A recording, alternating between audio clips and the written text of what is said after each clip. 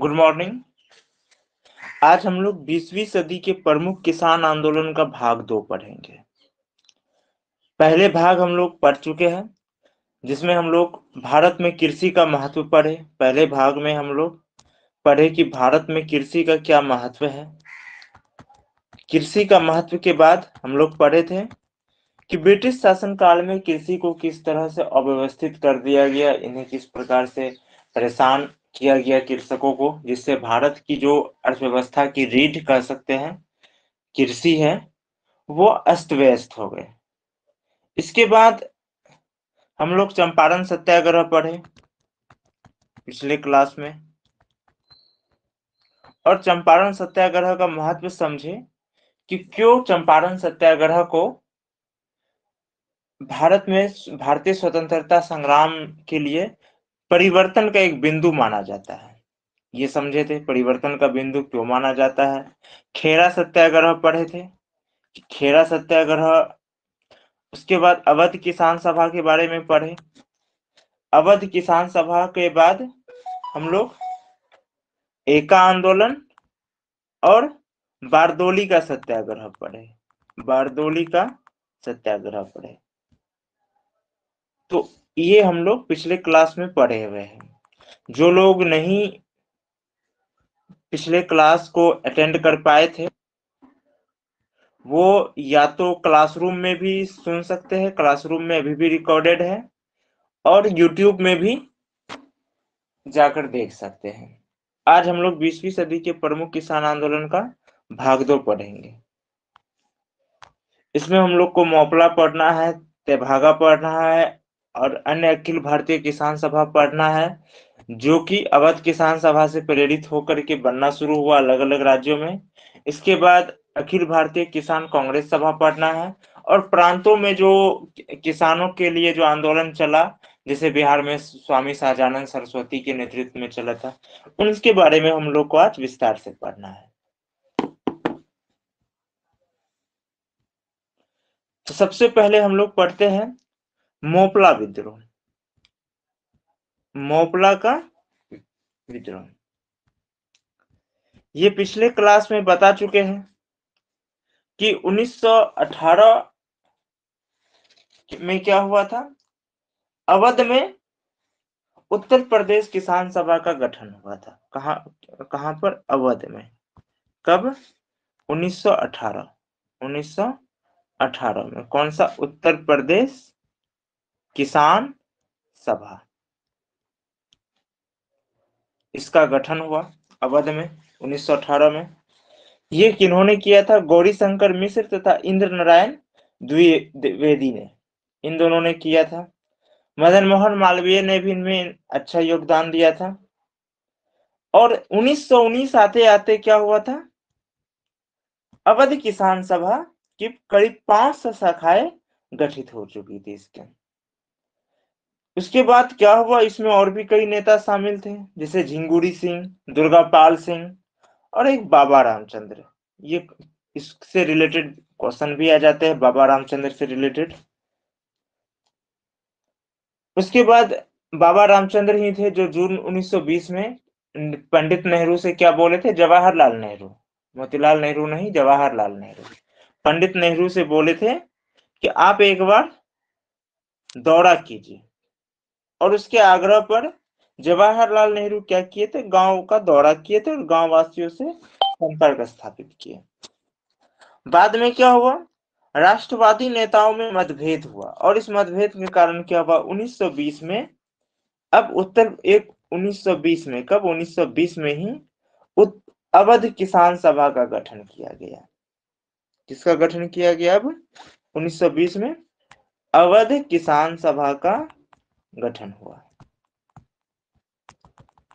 अवध किसान सभा जितने भी किसानों से बेदखल जमीन ना जोतने और बेगार ना करने की अपील की है इन्होंने किसानों से। साथ में कहा कि जो इस नियमों का पालन नहीं करते हैं उनका क्या करना चाहिए? सामाजिक बहिष्कार करना चाहिए। जनवरी 1921 में क्या हुआ था? ये जो किसान सभा है, ये इसका क्या क्या किसान सभा आंदोलन ने हिंसक रूप अख्तियार कर लिया। कुछ स्थानीय नेताओं का गलतफहमी हुआ और उस गलतफहमी के कारण जनवरी 1921, कब, जनवरी 1921, इसको याद रखिएगा डेट। स्थानीय नेताओं की गलतफहमी और आक्रोश के कारण क्या हुआ, किसान सभा आंदोलन ने हिंसक रूप अख्तियार कर लिया। ये सब पिछले क्लास में पढ़ा चुके हैं। धीरे धीरे क्या हुआ, सरकारी दमन हुआ और सरकारी दमन में क्या हुआ, आंदोलन कमजोर पड़ने लगा। इस बीच क्या हुआ, सरकार अवैध माल गुजारी रेंट संशोधन अधिनियम पारित कर दिया। कौन सा, अवैध माल गुजारी रेंट संशोधन अधिनियम, ये पारित कर दिया। नतीजा क्या हुआ कि ये आंदोलन को कमजोर करता गया और मार्च 1921 तक आंदोलन समाप्त हो गया। लेकिन इस आंदोलन का प्रभाव ये रहा कि ये पूरे भारत में किसानों को जागरूक करने में बहुत बड़ी भूमिका निभाया। ठीक है, इसी आंदोलन से प्रेरित होकर केरल के मालाबार तट में, कहां पर, केरल के मालाबार, केरल के मालाबार तट पर क्या हुआ था, अगस्त 1921 में, कब, अगस्त 1921, केरल के मालाबार तट में अगस्त 1921 में अवध से ही प्रेरित होकर क्या किया, स्थानीय मोपला किसानों ने विद्रोह कर दिया। वहां का जो स्थानीय मोपला किसान था, उन्होंने क्या किया, विद्रोह कर दिया। मोपला किसानों ने विद्रोह कर दिया, स्थानीय मोपला किसानों ने विद्रोह कर दिया। मोपला केरल के मालाबार तट के मुस्लिम किसान थे। मोपला केरल के मालाबार तट के मुस्लिम किसान थे, लेकिन वहां का जो जमींदारी व्यवस्था था, जो अधिकार था, वो किसके हाथों में था, हिंदुओं के हाथों में था। यानी किसान किस वर्ग से थे, सामान्यतः जो किसान थे, ये मोपला किसान क्या थे, ये मोपला किसान मुस्लिम किसान थे, ये मुस्लिम किसान थे। अब देखिए, किसान तो किसान होता है, हिंदू मुस्लिम कुछ नहीं होता है, सब किसान है। एक राजनीतिक व्यवस्था को समझाने के लिए बता रहे कि वो ये मुस्लिम किसान थे, लेकिन जमींदारी व्यवस्था जो होती है, ये जमींदारी व्यवस्था किसके हाथों में थी, ये हिंदुओं के हाथों में थी। नतीजा क्या हुआ कि उस समय जो है पूरे भारत में ही जमींदारों का अपना अलग रोब होता था। सामान्यतः हर जमींदार क्या होते थे, जमींदार अंग्रेज उसी को बनाते थे जो उसकी नीतियों के अनुसार चलते थे, और जो भी अंग्रेजों की नीतियों के अनुसार चलेंगे उसका क्या होगा, अत्याचार के साथ अपने आप रिश्ता जुड़ जाएगा। उसको और अत्याचारी बनने के लिए किसी विशेष प्रकार का प्रयत्न करने का जरूरत नहीं पड़ता था। तो इनके अत्याचारों से पीड़ित होकर क्या किया, मोपलाओं ने कई बार विद्रोह किया। इसका विद्रोह का कारण क्या था, मोपला का विद्रोह का कारण क्या था, कारण की यदि बात करें तो कारण था लगान की उच्च दर, लगान की उच्च दर, पहला कारण एक हुआ। उसके बाद नजराना, जो नजराना देना पड़ता था, वो भी एक कारण था। प्लस जो इनके दमनकारी तौर तरीके थे, वो भी क्या था कि ये मोपलाओं को विद्रोह करने के लिए प्रेरित किया। लेकिन अब क्या हुआ, ये जो मोपला किसान आंदोलन क्या हुआ बाद में, ये राष्ट्रीय आंदोलन के साथ संबंध स्थापित कर ले। ये भले ही इसका कारण था लगान की उच्च दर, नजराना, दमनकारी नीति, लेकिन ये क्या किया, ये राष्ट्रवादी आंदोलन के साथ जुड़ गया। ये भी राष्ट्रवादी आंदोलन का रूप अख्तियार कर लिया या उसके साथ संबंध स्थापित कर लिया।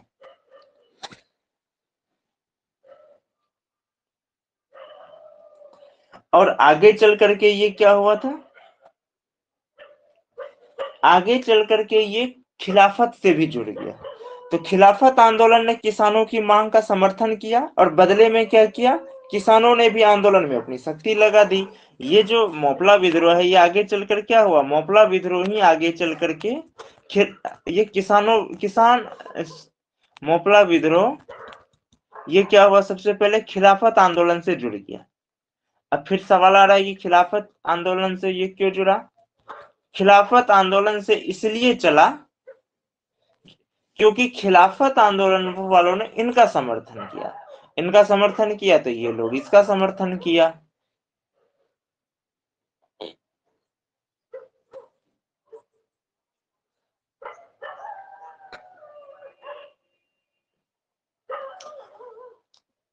अब कई राष्ट्र नेता भी जो है इन क्षेत्रों में क्या किया, दौरा किया। कौन कौन? जैसे गांधी जी जो है वो दौरा किए। इसके अलावा शौकत अली,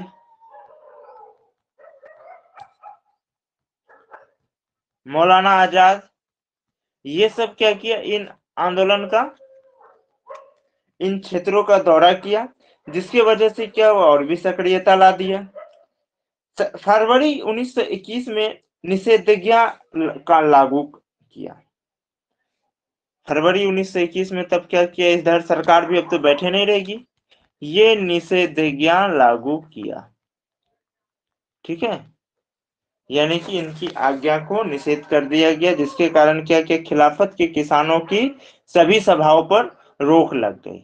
खिलाफत के सभी सभाओं पर रोक लग गई और प्रमुख नेताओं को गिरफ्तार कर दिया। खिलाफत आंदोलन का हालांकि उसका शुरू होने का अलग कारण था, वो तुर्की से संबंध था। वो आगे की क्लास में जब खिलाफत आंदोलन पढ़ाया जाएगा तो वहां विस्तार से समझाया जाएगा।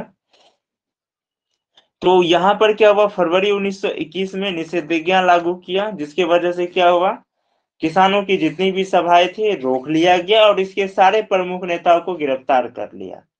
नतीजा ये हुआ कि अब आंदोलन का नेतृत्व क्या हो गया, आंदोलन का नेतृत्व ये हो गया कि अब ये स्थानीय मोपला नेताओं के हाथ में चला गया। कहाँ चला गया?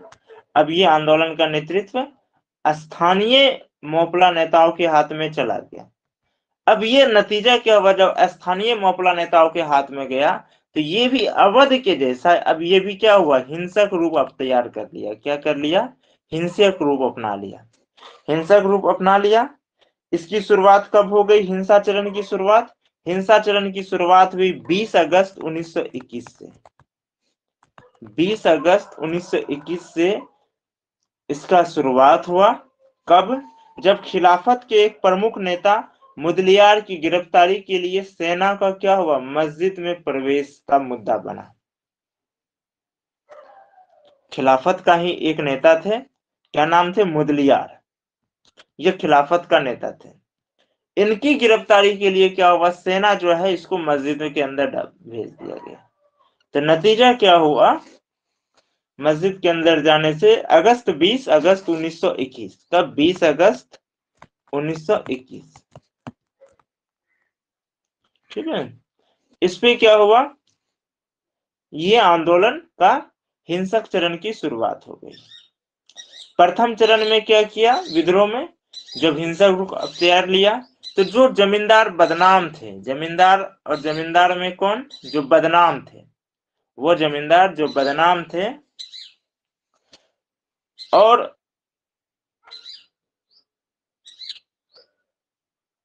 उनको क्या किया, उनको निशाना बनाया। लेकिन जो जमींदार उदार थे या फिर उदार हिंदुओं को परेशान नहीं किया गया। इसके लिए नेताओं द्वारा विद्रोहियों को क्या किया गया था, पहले से ही अलर्ट कर दिया गया था, सावधान कर दिया गया था कि सिर्फ बदनाम जमींदारों को निशाना बनाना है। अब इधर जब ये हिंसा का रूप अख्तियार कर लिया तब ब्रिटिश सरकार तो बैठी नहीं रहेगी। तब ब्रिटिश सरकार क्या लाया, ब्रिटिश सरकार तब लाया मार्शल लॉ। क्या लाया? मार्शल लॉ लागू कर दिया। अब जब ये घोषणा किया तो अब क्या हुआ, विद्रोह का चरित्र बदल गया। सरकार क्या किए, जितने भी हिंदू थे उनको कहा कि जबरदस्ती समर्थन करने के लिए कहा। कुछ हिंदू स्वेच्छा से भी समर्थन कर रहे थे और कुछ हिंदुओं को जबरदस्ती समर्थन करने कहा, ताकि एक फूट डालो राज करो की नीति का ये कंसेप्ट था। इसने विद्रोह को हिंदू विरोधी स्वरूप दे दिया। सरकार क्या किया, विद्रोह को हिंदू विरोधी रूप दे दिया, यानी कि हिंदू मुस्लिम का लड़ाई बता दिया, इसको हिंदू मुस्लिम का लड़ाई बता दिया। और बड़े पैमानों पर क्या किया, हिंदुओं की हत्याएं एवं धर्म परिवर्तन की घटनाएं भी हुई थी इसमें। इससे देखिए हो क्या गया, सरकार हिंदुओं को समर्थन देने का, ठीक है। अब दो बातें, कुछ हिंदू थे जो बदनाम थे, जिसको कि पता था कि हमको निशाना बनाया जाएगा, वह अपनी जान बचाने के लिए सरकार को, कुछ हिंदू क्या किए, अपनी जान बचाने के लिए सरकार को खुले मन से समर्थन दिए, ये खुले मन से समर्थन दिए, ठीक है, खुले मन से समर्थन दिए। कुछ हिंदू खुले मन से नहीं दिए, लेकिन सरकार जबरदस्ती ले लिए, डरा धमका कर ले लिए। अब नतीजा क्या हुआ, अब ये आंदोलन जहां पहले राष्ट्रीय आंदोलन था, जहां किसानों का आंदोलन था, अब क्या हो गया, ये हिंदू मुस्लिम का आंदोलन हो गया। किसका आंदोलन हो गया, हिंदू मुस्लिम का आंदोलन हो गया, ये हिंदू मुस्लिम का आंदोलन हो गया।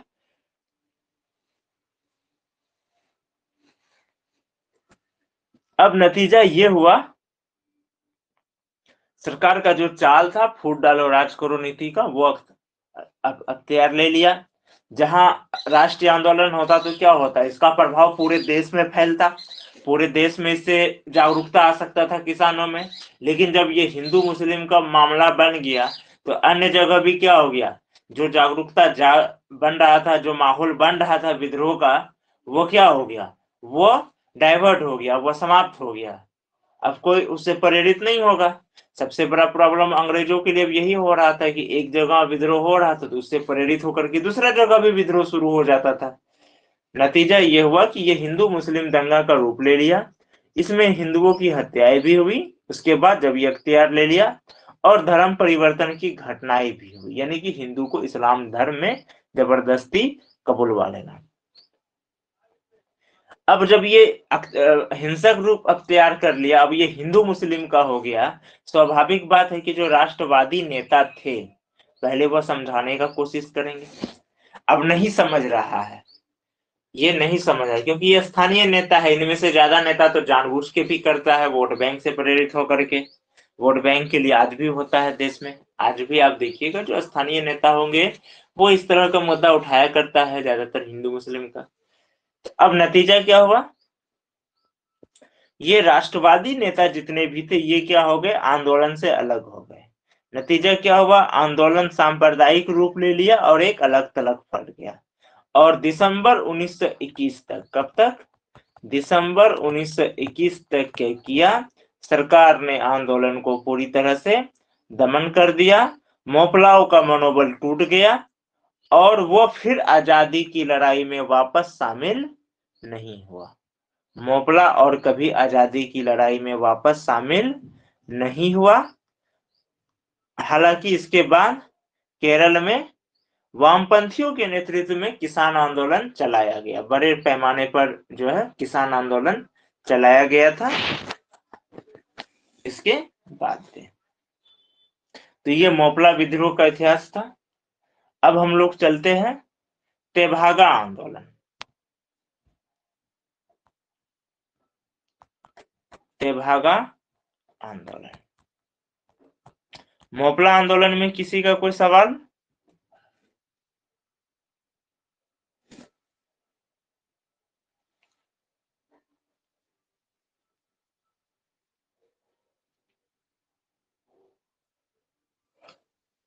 मोपला विद्रोह में कोई सवाल आप लोग का, किसी का?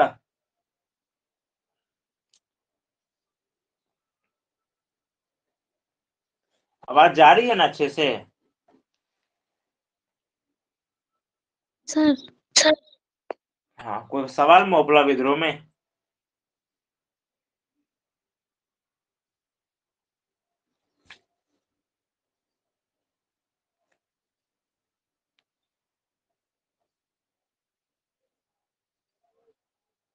सवाल है तो पूछ लीजिए अभी।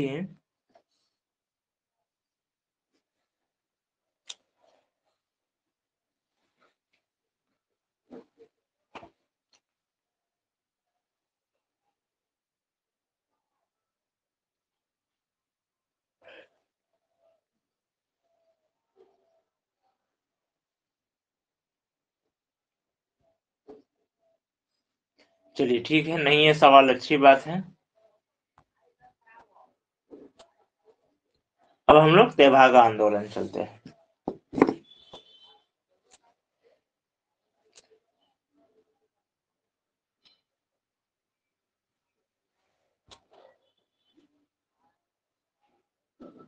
देखिए, तेभागा आंदोलन ये बंगाल का सर्वाधिक सशक्त आंदोलन था। तेभागा आंदोलन इसको बंगाल का सर्वाधिक सशक्त माना जाता है।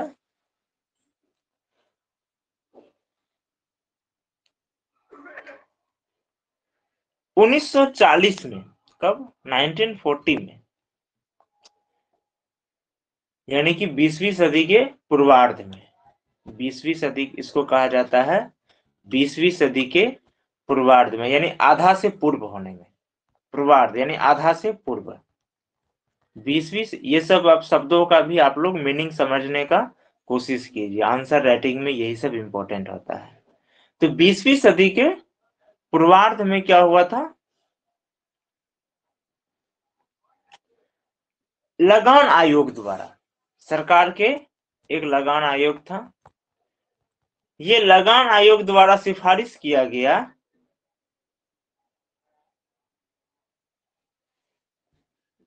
कि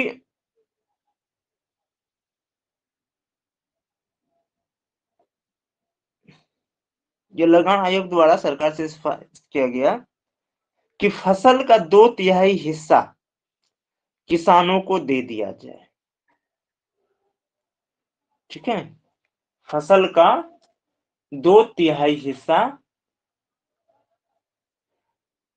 किसानों को दे दिया जाए।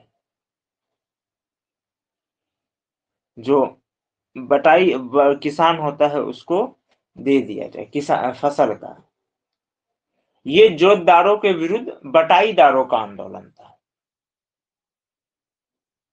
ये जोतदारों के विरुद्ध बटाईदारों का आंदोलन था। और एक हिस्सा कहा गया कि बटाईदारों को दे दिया जाए। समझिए, सबसे पहला यह आंदोलन किसका था? यह आंदोलन था बटाईदारों का।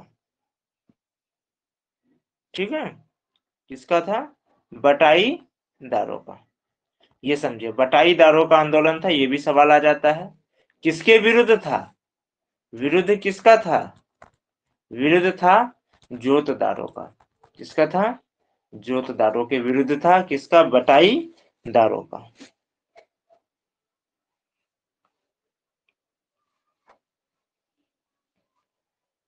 इसमें सबसे प्रमुख भूमिका कौन निभाया इसमें? तो बंगाल किसान सभा। बंगाल किसान सभा इसमें सबसे प्रमुख भूमिका निभाया। बंगाल किसान सभा द्वारा इसमें सबसे प्रमुख भूमिका निभाया गया।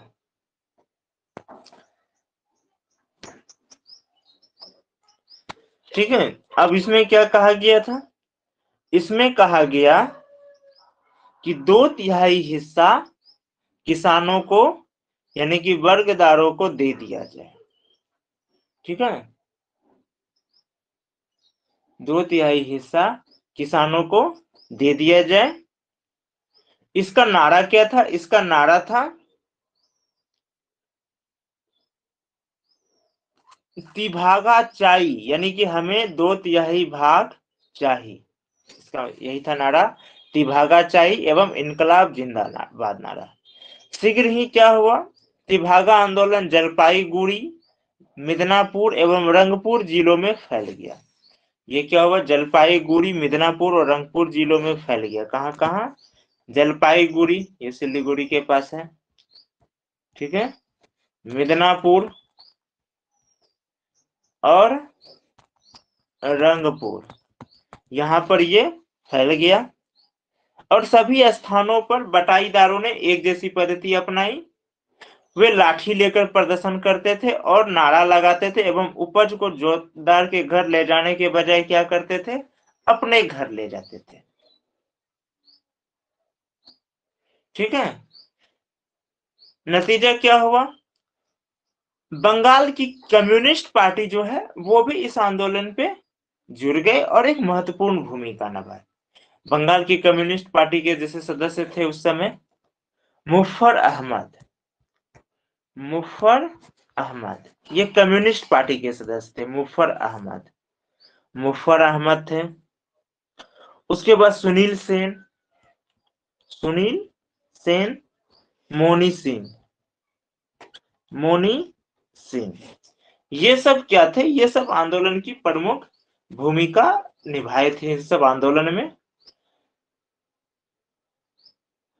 और अगर आंदोलन का नेतृत्व की बात करें तो इसमें मुख्य जो नेतृत्व है, जो बटाईदारों का जो ये आंदोलन था जरदारों के विरुद्ध, इसमें किसके नेतृत्व में मुख्य रूप से प्रदान किया?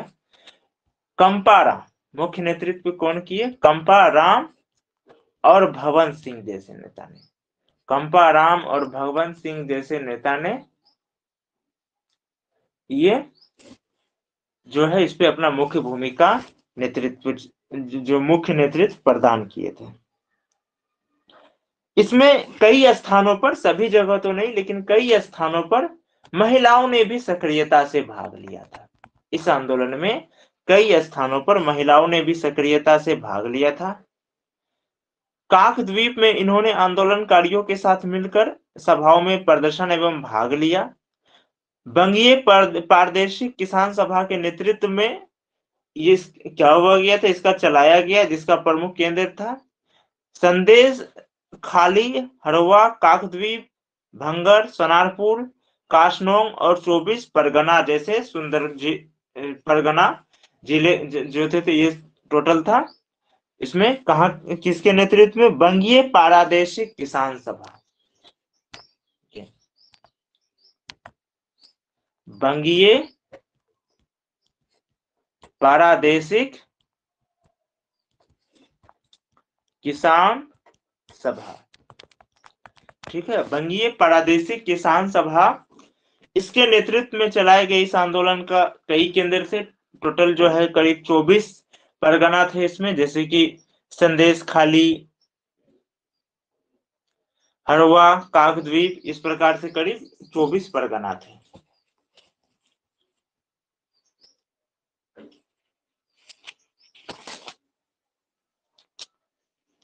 उत्तरी बंगाल में भी कई क्षेत्र थे जहां की इस आंदोलन को जोरदार तरीके से चलाया गया था। उत्तरी बंगाल में यहां पर क्या हुआ था? यहां पर किसानों ने तिभागा का, यानी उत्तरी बंगाल में किसानों ने तिभागा का नारा बुलंद किया और जमींदारों एवं साहूकारों के भी विरुद्ध विद्रोह कर दिया। कई जगह जो है आंदोलनकारियों का पुलिस के साथ भी झड़प हुआ। कई जगह आंदोलनकारियों का पुलिस के साथ भी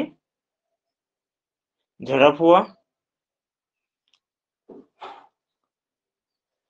उसके बाद स्वाधीनता के पश्चात भी ये आंदोलन जारी रहा। ये आंदोलन ऐसा नहीं है कि सिर्फ स्वाधीनता तक रहा, स्वाधीनता के पश्चात भी ये आंदोलन जारी रहा। कब तक जारी रहा ये? 1949, 1949 तक ये आंदोलन जारी रहा था।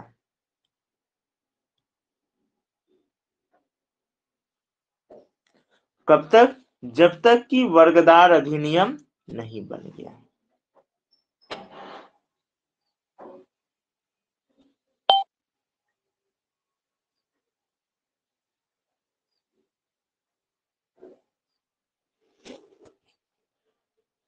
तो ये तेभागा आंदोलन था। अब हम लोग देखते हैं अखिल भारतीय किसान सभा।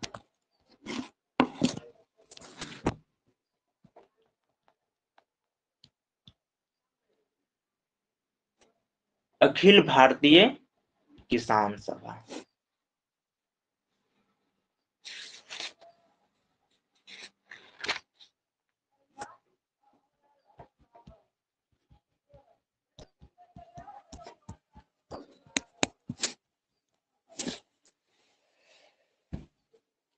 देखिए अब जो हम पहले भी बता चुके हैं, 1918 में जो उत्तर प्रदेश किसान सभा, फिर बाद में क्या हुआ 1920-21 में अवध किसान जो चलाया, जिसका कि बहुत बड़ी आंदोलन बन चुका था। 500 से ज्यादा शाखाएं तुरंत में गठित हो गया। तो ये भारत के अन्य क्षेत्रों को भी प्रभावित किया। इसी से प्रभावित होकर क्या हुआ, 1928 में आंध्र प्रांतीय रैयत सभा की स्थापना हुई। 1928 में क्या हुआ, आंध्र प्रांतीय रैयत सभा, आंध्र प्रांतीय रैयत सभा की स्थापना हुई। कब, 1928 में। उसी प्रकार 1929 में, 1929 में क्या हुआ, स्वामी सहजानंद के नेतृत्व में, स्वामी सहजानंद के नेतृत्व में, स्वामी सहजानंद के नेतृत्व में बिहार किसान सभा की स्थापना हुई। किसका हुआ, बिहार किसान सभा का। 1929 में बिहार किसान सभा की स्थापना हुई। उसके बाद उड़ीसा में मालती चौधरी ने, किसने, उड़ीसा में मालती चौधरी ने, याद रखिएगा उड़ीसा, पहला नाम याद रखिएगा उड़ीसा, मालती चौधरी, मालती चौधरी। इन्होंने क्या किया, उत्कल प्रांतीय किसान सभा की स्थापना की, उत्कल प्रांतीय किसान सभा की स्थापना किया। बंगाल में टेनेसी एक्ट को लेकर के, बंगाल में टेनेसी एक्ट को लेकर के क्या हुआ, यहां पर अकरम खां, अब्दुल रहीम, फजुल्लाहक के प्रयास से कृषक प्रजा पार्टी की स्थापना हुई। किसके किसके, अकरम खां, अकरम खां, अब्दुल रहीम,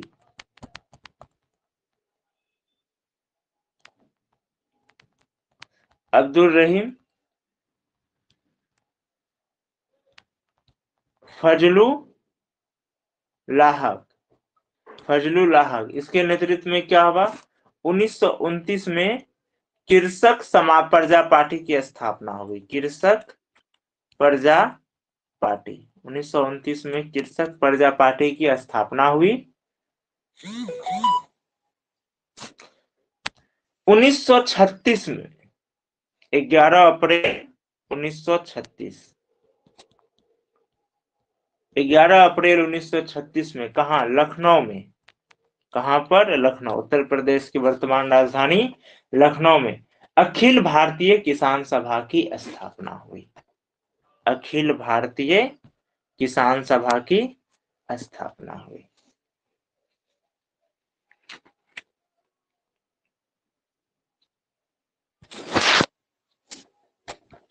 अखिल भारतीय किसान सभा की स्थापना हुई, ठीक है। और इसी को अखिल भारतीय, ठीक है, किसान कांग्रेस सभा भी कहते हैं। इसी को अखिल भारतीय किसान कांग्रेस सभा भी इसी को कहते हैं।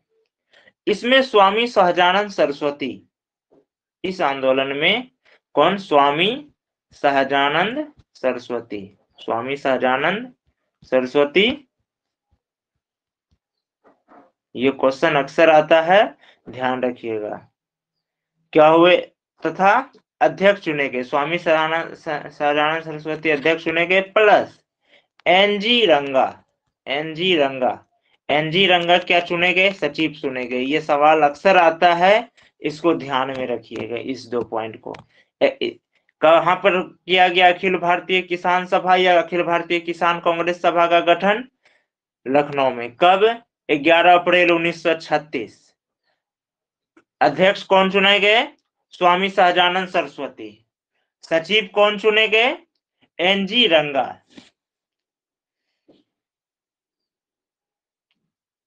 इस सभा ने क्या किया, किसान घोषणा पत्र जारी किया, एक किसान घोषणा पत्र जारी किया। इस सभा ने एक किसान घोषणा पत्र जारी किया, और ये किसान घोषणा पत्र किसके निर्देशन में जो हुआ था, प्रारंभ हुआ था, किसान घोषणा पत्र जारी किया। इसके बाद इंदुलाल याज्ञिक, इंदुलाल याज्ञिक, इंदुलाल याज्ञिक के नेतृत्व में, ठीक है, इंदुलाल याज्ञिक के निर्देशन में क्या हुआ, एक पत्र का प्रकाशन प्रारंभ हो गया। घोषणा पत्र जारी करने के बाद इनके निर्देशन में क्या हुआ, एक पत्र का प्रकाशन जो है वो जारी हो गया, प्रारंभ हुआ। 1936 में अखिल भारतीय किसान सभा का सम्मेलन फैजपुर में किया गया और 1937 में प्रांतीय चुनाव हेतु किए गए कांग्रेसी किसान घोषणा पत्र जो थे, कांग्रेसी घोषणा पत्र के अनेक प्रावधान क्या हुए, अखिल भारतीय किसान सभा के एजेंडे से प्रभावित थे। 1936 में फैजपुर में किया गया था और 1937 में जब चुनाव हुआ तो इनका जो किसान घोषणा पत्र का जो प्रावधान था जो कि जारी किया गया था, उसका क्या हुआ था, वो उनके जो मैनिफेस्टो थे किसान सभा के, जो भारतीय अखिल भारतीय किसान सभा कांग्रेस के जो मैनिफेस्टो थे प्रांतीय चुनाव में, उस मैनिफेस्टो में क्या थे, ये प्रभावित थे। ठीक है। अब देखिए उस बीच अब 1937 में क्या हुआ, चुनाव हुआ, 1937 में चुनाव हुआ। इस चुनाव के बाद क्या हुआ, कांग्रेस को बहुमत प्राप्त हुआ, 6 राज्यों में इसकी बहुमत प्राप्त हुआ था। तो इस बीच क्या हुआ कि 1937 से 39 तक, अब 1937 से 39 तक किसान आंदोलन की आवृत्ति बढ़ गई। कांग्रेस सरकारों के सहयोगात्मक रवैये के कारण क्या हुआ, किसानों ने तेजी से अपनी मांग उठाना शुरू कर दिया। इस अवधि में जनसभाएं, प्रदर्शन, धरने आदि क्या हुए, आयोजित किए गए तथा गांवों में भी किसान आंदोलन का प्रसार होता चला गया, गांवों में भी प्रसार होता चला गया।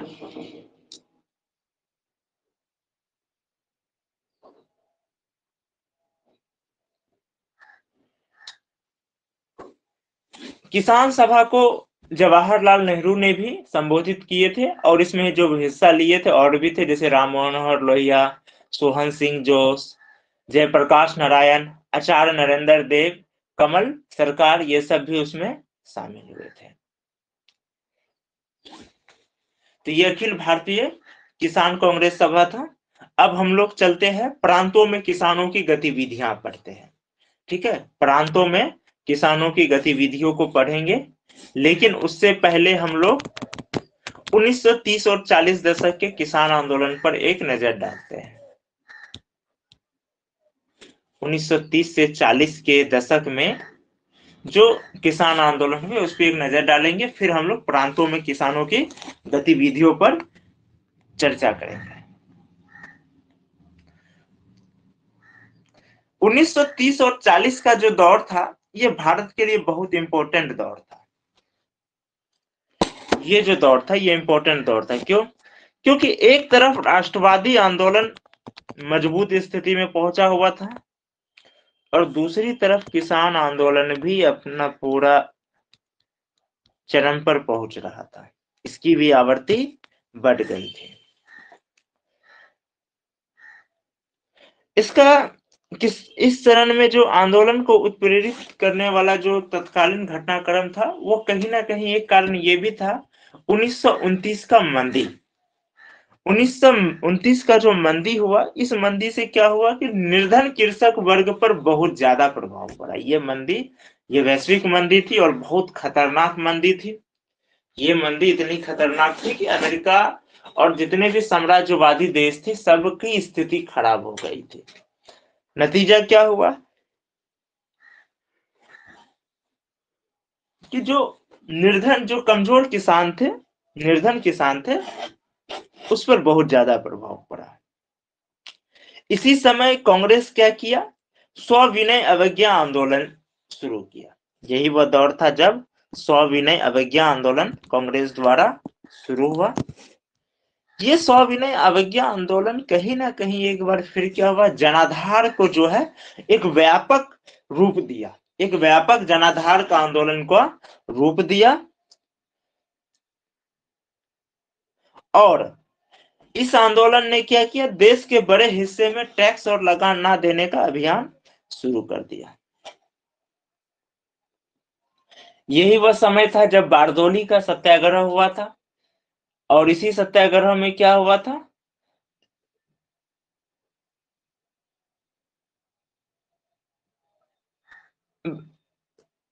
वल्लभ भाई पटेल को नेतृत्व प्रदान किए थे और उसको सरदार का वहां के ही महिलाओं और गांधी जी द्वारा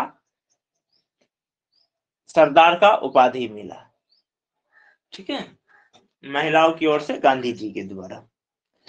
तो कुल मिलाकर क्या था कि ये जो दौर था बहुत इंपॉर्टेंट दौर पे आ चुका था। एक तरफ जहां वैश्विक मंदी क्या किया था, साम्राज्यवादियों की स्थिति खराब कर दिया था, तो वहीं भारत में आंदोलन क्या हुआ जो शुरू हुआ था, कह सकते जो 1857 का संग्राम शुरू हुआ, जो 1905-6 का जो स्वाधीनता आंदोलन था, और फिर जो 1917 से जो गांधी जी के नेतृत्व में जो चंपारण सत्याग्रह हुआ, जो कि किसान आंदोलन को क्या किया, एक राष्ट्रीय रूप दिया। अब वो क्या हो चुका था, आप कह सकते हैं वो युवा हो चुका है। अब ये युवा अवस्था में पहुंच चुका है, यानी एक मजबूत अवस्था में पहुंच चुका है। हालांकि इस चरण में किसान के संघर्ष से उनको कोई खास लाभ नहीं मिला, कुछ प्राप्ति के नाम पर कोई खास नहीं हुआ, लेकिन एक मनोवैज्ञानिक फायदा जरूर मिला इनको। मनोवैज्ञानिक किसानों को मनोवैज्ञानिक फायदा मिला। नतीजा क्या हुआ, इस मनोवैज्ञानिक फायदा का यह हुआ कि देश में एक वातावरण तैयार हुआ। देश में एक वातावरण तैयार हुआ, जिसके बाद क्या हुआ, स्वतंत्रता के पश्चात कृषि सुधार हुए। जो पहली पंचवर्षीय योजना आई है वो भी पूरी तरह से क्या है, जो सामान्यतः कृषि पर आधारित है। दूसरा उद्योग पर आधारित जरूर है, लेकिन उस पर भी कृषि का ध्यान रखा गया है। तो कहने का मतलब यह है कि यह आंदोलन कहीं ना कहीं आजादी के पहले ज्यादा प्राप्ति नहीं की, लेकिन स्वतंत्रता के बाद इस आंदोलन का ही एक प्रभाव रहा कि हम लोग कृषि सुधार पर विशेष ध्यान दिया गया। जैसे जमींदारी उन्मूलन, जमींदारी उन्मूलन इसी दौर में इसका मांग शुरू हुआ था। जमींदारी उन्मूलन का अंग्रेजों के समय में नहीं हुआ, लेकिन स्वतंत्रता के बाद क्या हुआ, इस पर ध्यान दिया गया।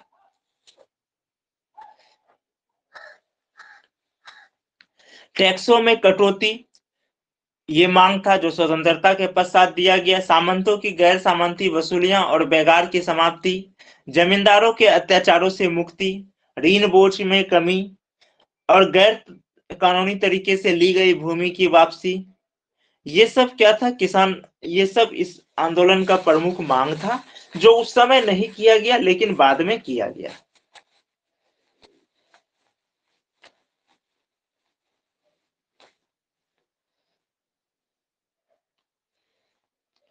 तो हम लोग ऐसा कह सकते हैं कि इस आंदोलन का जो उद्देश्य था वो कृषि ढांचा में परिवर्तन के लिए नहीं था, बल्कि इसका व्यवस्था क्या था, इसका उद्देश्य क्या था, व्यवस्था से जो पीड़ा हो रही है, व्यवस्था से जो पीड़ा हो रही है, उस पीड़ा से का जो है क्या करना है, उस पीड़ा का अंत करना है, उन पीड़ादायक पहलुओं का अंत करना था।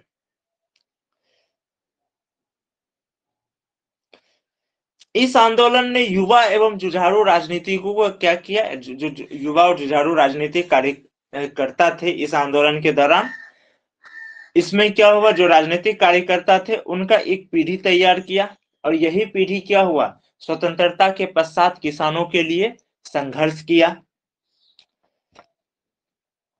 सविनय आंदोलन में जब ठहराव आ गया, जब सविनय अवज्ञा आंदोलन समाप्त हो गया गांधी इरविन समझौता के बाद, तब क्या किया, जो कार्यकर्ता थे ये अपनी राजनीतिक ऊर्जा किसान एवं मजदूरों में के जो आंदोलन थे वहां पर लगा दिया गया। और जब 1937 के चुनाव में अधिकांश प्रांतों में कांग्रेस की सरकार बनी, तो इस सरकार में क्या हुआ, इसके सरकार के दौरान ये जो आंदोलन था इसका उत्कर्ष काल माना जाता है, जो भी पहले थोड़ी देर पहले बताए भी थे। कांग्रेस की सरकार क्या किए, ये किसानों के प्रति उदारवादी नीति अपनाए और किसान आंदोलन को भरपूर सहयोग दिए। इस जो 37 से 39 के बीच करीब 28 महीना में किसान आंदोलन का एक उत्कर्ष काल माना जाता है। इस आंदोलन के लिए क्या हुआ, नागरिक स्वतंत्रताएं मिली, और कृषि कानून में सुधार के लिए कांग्रेसी सरकार ने कई ठोस कदम भी उठाए थे। तो ये 1930 से 40 तक का जो था बताए किसान आंदोलन, जो कि क्या है, एक महत्वपूर्ण माना जाता है। क्यों माना जाता है, क्योंकि इस काल के जो आंदोलन है, ये आंदोलन सिर्फ, भले ही उस काल में ज्यादा सफलता नहीं मिली, लेकिन स्वतंत्रता प्राप्ति के बाद यही आंदोलन क्या हुआ, एक नए भारत के निर्माण में बहुत महत्वपूर्ण भूमिका निभाई। जो जो इस आंदोलन में डिमांड किया गया था, वो डिमांड स्वतंत्रता के पश्चात उसको सरकार ने पूरा किया, या फिर उसको पूरा करने के लिए लोगों ने अभियान चलाया या सरकार से मांग किया, जो भी कह सकते हैं। अब हम लोग चलते हैं प्रांतों में किसानों की गतिविधियां।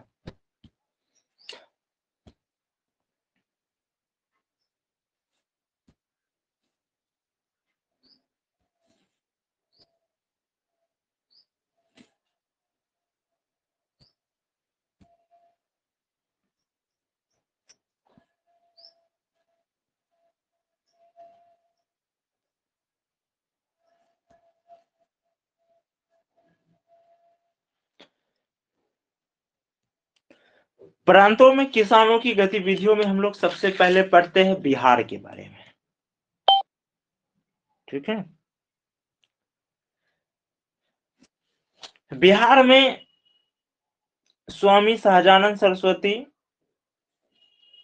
स्वामी सहजानंद सरस्वती, ये बीपीएससी में इसके रिलेटेड क्वेश्चन भी आते रहते हैं। स्वामी सहजानंद सरस्वती के किसान आंदोलन, स्वामी सहजानंद सरस्वती, कार्यानंद शर्मा,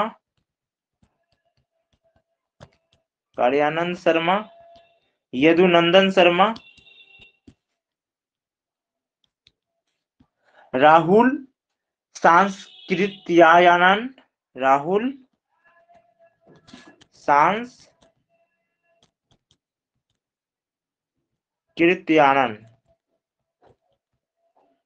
पंचानन शर्मा,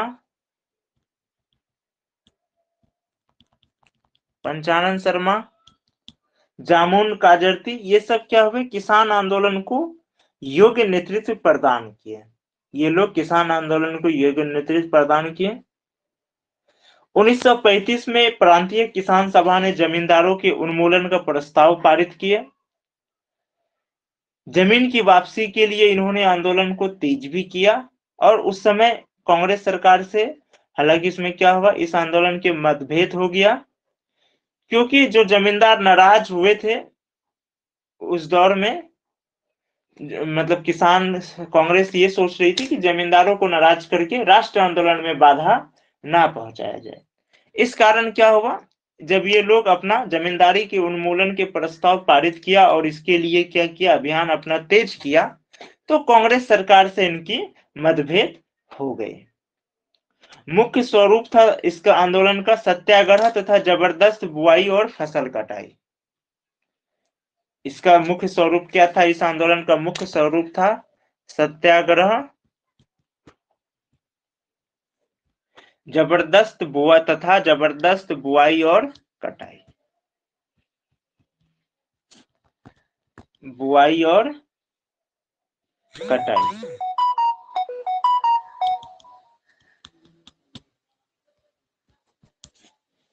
ये इस आंदोलन का मुख्य स्वरूप था।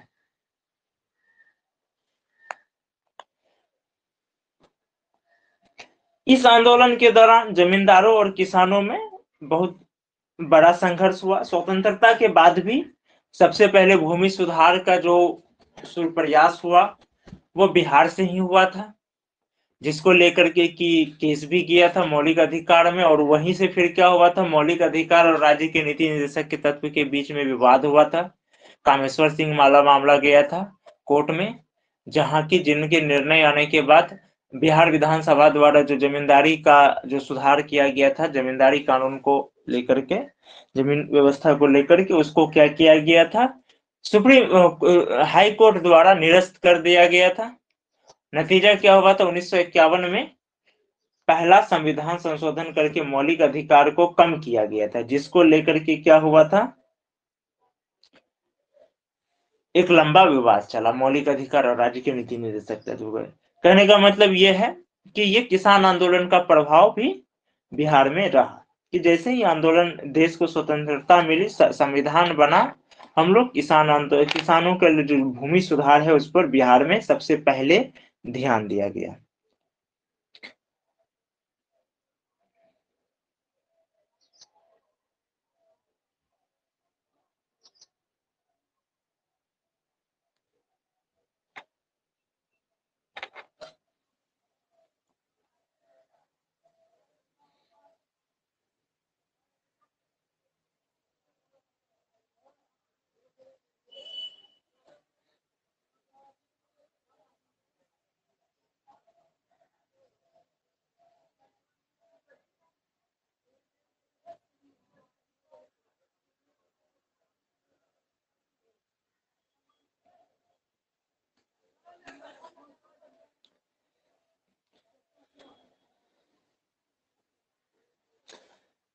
1939 में कुछ कार्यकर्ताओं का गिरफ्तारी हो गया। कब? 1939।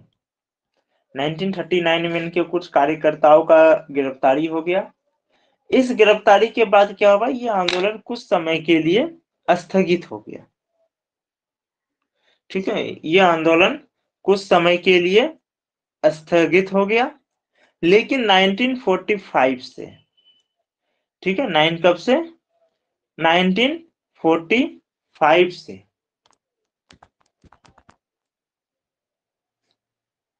1945 से क्या हुआ, ये आंदोलन फिर से प्रारंभ हो गया। ये आंदोलन फिर से प्रारंभ हुआ, जो कि स्वतंत्रता के बाद भी चलता रहा। आंदोलन चला और ये आंदोलन स्वतंत्रता के बाद भी चलता रहा।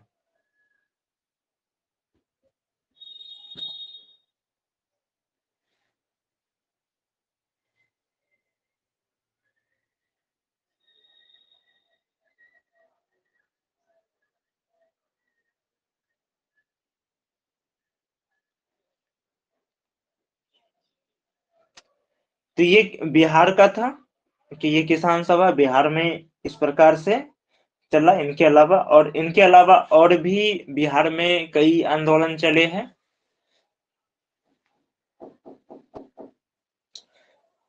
जितने भी किसान आंदोलन हुए, चाहे चंपारण सत्याग्रह भी यहीं से शुरू हुआ था, इसमें कोई ये नहीं है। चंपारण सत्याग्रह भी यहीं से शुरू हुआ।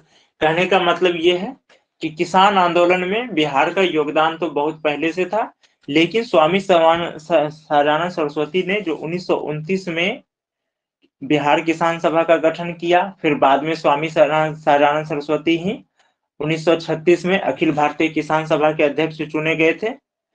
तो ये किसान सभा बिहार में एक बहुत बड़ी भूमिका निभाई।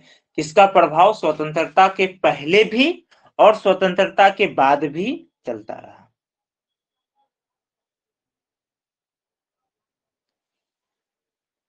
अब हम लोग चलते हैं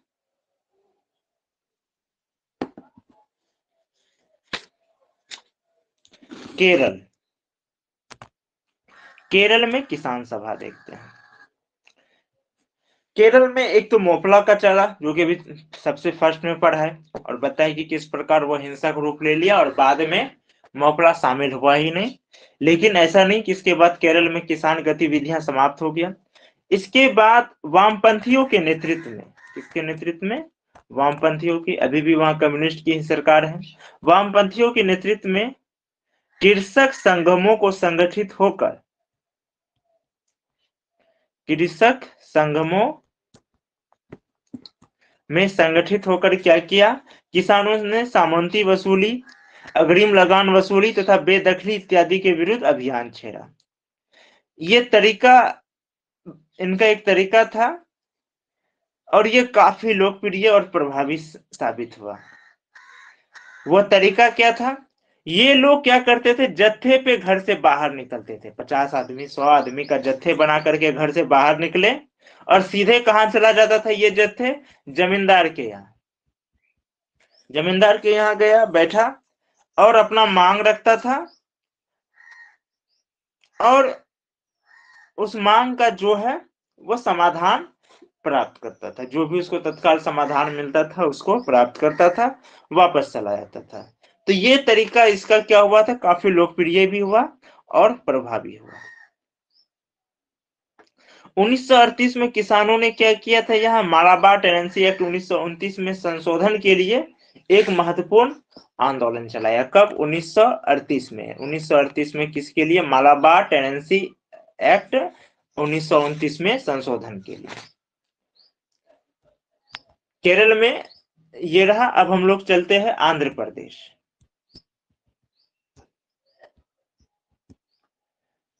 1937 के चुनाव में क्या हुआ? जमींदार और उनके उम्मीदवारों की पराजय के कारण किसानों का मनोबल बढ़ चुका था। 1937 में जो चुनाव हुआ, ये चुनाव बहुत राष्ट्र आंदोलन के लिए महत्वपूर्ण साबित हुआ। क्यों साबित हुआ? क्योंकि इस चुनाव में जो जमींदार और उसके समर्थक उम्मीदवार हारे, तो इससे क्या हुआ, किसानों का मनोबल बढ़ा, उन्हें अपनी एकता का एहसास हुआ और जमींदारों के विशेषाधिकार जो होते थे और उनका जो ज्यादती होता था उसके खिलाफ विद्रोह प्रारंभ हुआ। और जिन राज्यों में कांग्रेस की सरकार थी वहां तो उसका उत्कर्ष काल माना ही जाता है 37 से 39। जो ऋण जो होते हैं, ऋण में भी क्या हो गया था, राहत की मांग बढ़ा और कई प्रदेश में कई किसान संगठन सक्रिय हुए। 1933 में एनजी रंगा ने 1930, इससे पहले चुनाव से पहले ही एनजी रंगा ने भारतीय कृषक संस्थान की स्थापना की थी। भारतीय कृषक संस्थान की स्थापना किए थे।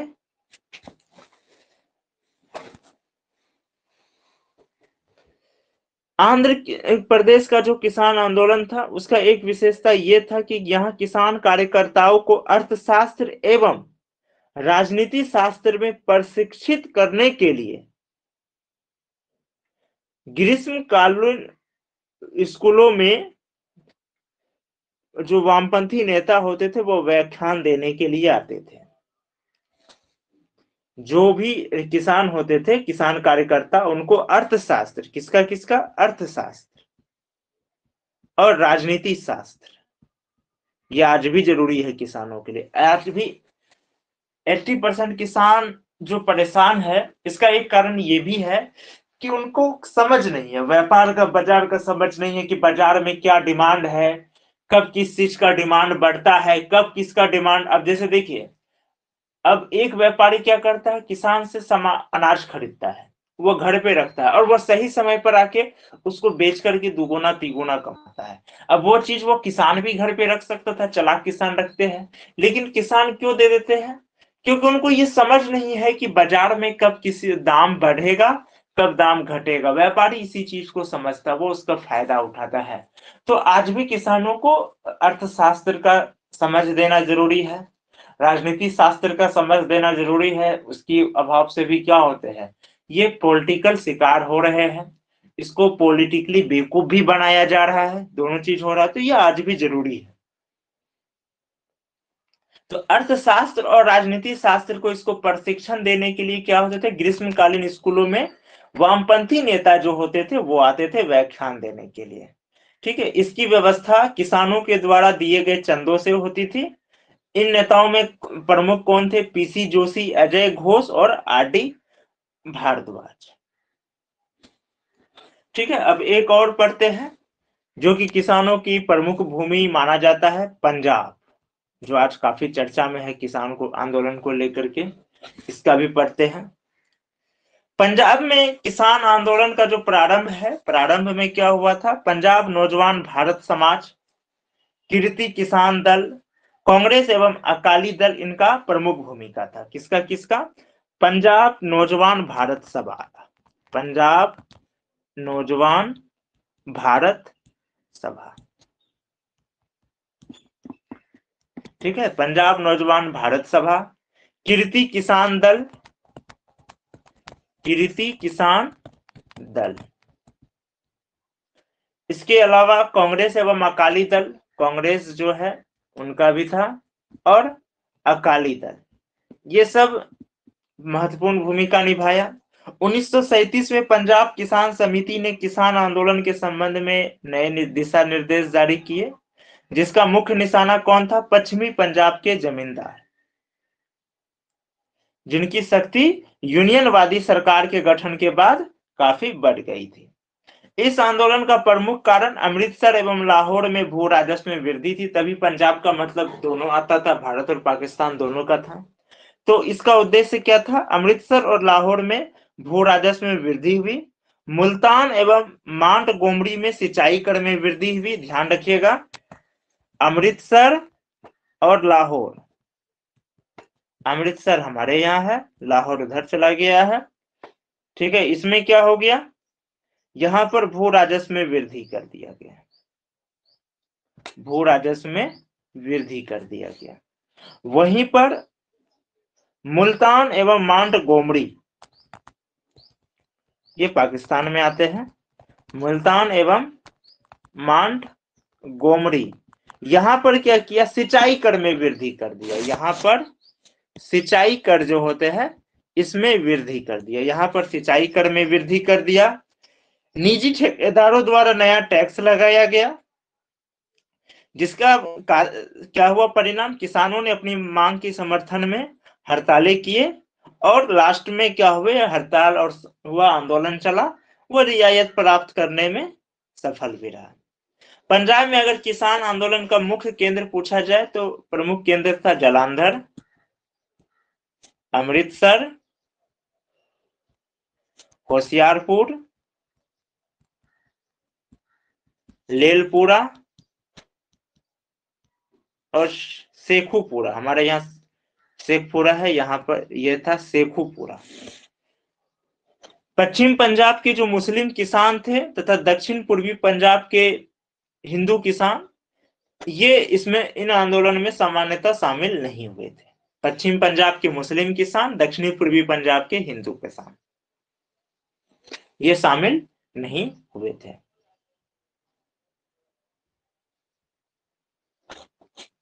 इसके अतिरिक्त बंगाल, उड़ीसा, असम, पश्चिमोत्तर सीमांत प्रांत, त्रावणकोर, हैदराबाद, ये सब में भी जो है प्रभावी किसान आंदोलन हुआ। इसके अलावा अन्य किसान आंदोलन भी हुआ, जैसे कि वर्ली विद्रोह। वर्ली विद्रोह, वर्ली विद्रोह बंबई से कुछ दूर स्थित वर्ली आदिम जाति के लोगों द्वारा साहूकार, जंगल के ठेकेदार जो होते थे, जंगली ठेकेदार, और धनी, जंगली ठेकेदार से मतलब है जंगल के ठेकेदार, उसको किसी और मतलब से मत समझ लीजिएगा, धनी किसान एवं भूस्वामियों के विरुद्ध हुआ वर्ली विद्रोह। ठीक है, और वर्ली विद्रोह को किसान सभा का भी समर्थन प्राप्त था। कब हुआ था, 1945 में। ये कौन थे, असल में ये आदिम जाति के लोग थे। कहां पर, मुंबई से थोड़ी दूर की स्थिति पर। ठीक है, नहर टैक्स देने के विरोध में बंगाल के जो वर्धमान है, वर्धमान जिला है, यहां पर नहर टैक्स के विरोध में, किसके विरोध में, नहर टैक्स के विरोध में बंकिम मुखर्जी, किसके, बंकिम मुखर्जी, बंकिम मुखर्जी के नेतृत्व में आंदोलन हुआ था। 1938 में प्रथम भारतीय किसान स्कूल, ये सवाल ध्यान में याद रखिएगा, प्रथम भारतीय किसान स्कूल, प्रथम भारतीय किसान स्कूल, ठीक है, इसकी स्थापना कब हुई थी, 1938। कब, 1938। कहां पर, निधि बोल में, निधु बोल में। इसके अलावा उत्तरी बंगाल में हाट तोला आंदोलन चलाया गया था, जो हाट साप्ताहिक बाजार में से भूस्वामियों द्वारा किसानों के लिए जाने वाले करों के विरुद्ध था। सप्ताह में जैसे एक दिन बाजार लगता था जिसको हाट कहते हैं, इसमें भूस्वामी जहां हाट लगता था उसमें किसानों से कर लिया जाता था, तो इसके विरुद्ध में चला था हाट तोला आंदोलन, हाट तोला आंदोलन।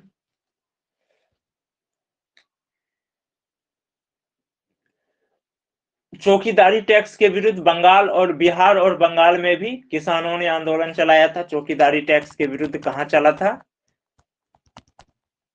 चौकीदारी टैक्स के विरुद्ध, चौकीदारी के नाम पे जो लिया जाता था, ये बंगाल और बिहार में, इसको याद रखिएगा, बिहार में और बंगाल में, यहां पर चौकीदारी टैक्स के विरुद्ध आंदोलन चलाया गया था। तो ये प्रमुख किसान आंदोलन है। ठीक है, पहला भाग में भी जो पढ़ाया गया था, चंपारण सत्याग्रह, खेरा, बारदोली, अवध। आज हम लोग पढ़े मोपला, तेभागा,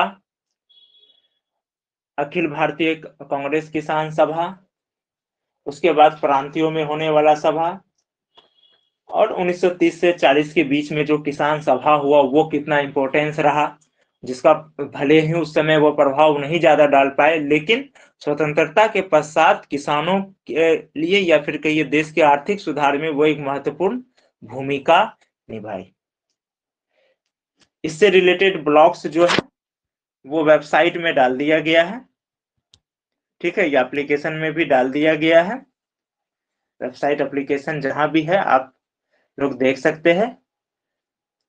ठीक है, जिनको पता नहीं है, गुरु मंत्रा .online, गुरु मंत्रा .online। इसको वेबसाइट में भी ब्राउज़र में भी सर्च कर सकते हैं, या फिर इसको जो है इसको आप प्ले स्टोर में भी जा करके यही आपको सर्च करना है तो एप्लीकेशन लिंक आ जाएगा, लोगो पहचान ही जाएंगे। प्लस इसको ब्राउज़र में भी सर्फिंग कर सकते हैं। साइन जो लोग नए हैं वो साइन अप कर लीजिएगा पहले। साइन अप करने के पश्चात ही आप इसमें किसी नोट्स पीडीएफ को या टेस्ट सीरीज को या प्रैक्टिस सेट को यूज कर पाएंगे। ठीक है, अब हम लोग अगला क्लास में चर्चा करेंगे भारत के मजदूर आंदोलन पर। जो मजदूर आंदोलन हुए उस पे हम लोग चर्चा करेंगे। यहाँ पर कोई क्वेश्चन इस क्लास में?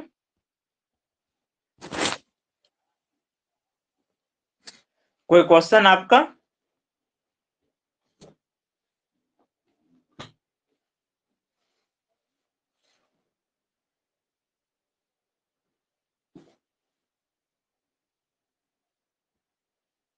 आपका कोई क्वेश्चन है? आप हैंड राइज किए हुए हैं।